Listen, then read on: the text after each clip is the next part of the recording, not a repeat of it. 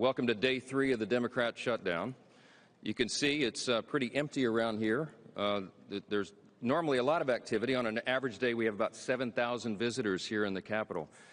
School children and school groups and visitors and constituents, but they're not here right now. And around the country, all around the country right now, real pain is being endured by real people because the Democrats have decided to play politics. I was giving our leadership press conference yesterday, and in mid-sentence, I was cut off by one of the networks, CNN. I hope you'll stay with us for a few more moments, because what I was about to say before they went to try to disclaim my remarks was I was about to point to the very page in Chuck Schumer's counter-proposal continuing resolution that proves the very fact that we've been stating.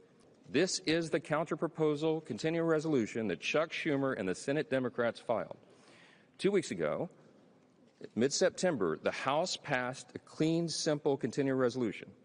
It merely continues the Biden-era policies and spending that we're enduring right now for 7 more weeks to allow the appropriations process to continue. That's Republicans and Democrats in both chambers working together to get the government funded.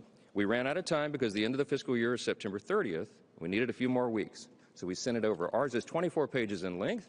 It says let's just keep the status quo so this process, this procedure, this regular order can be done. Chuck Schumer rejected that. Senate Democrats rejected that. Now 3 times they voted against that measure, and this is what they propose in advance, in exchange for that. But it says that they want to repeal the health subtitle changes. What does that refer to?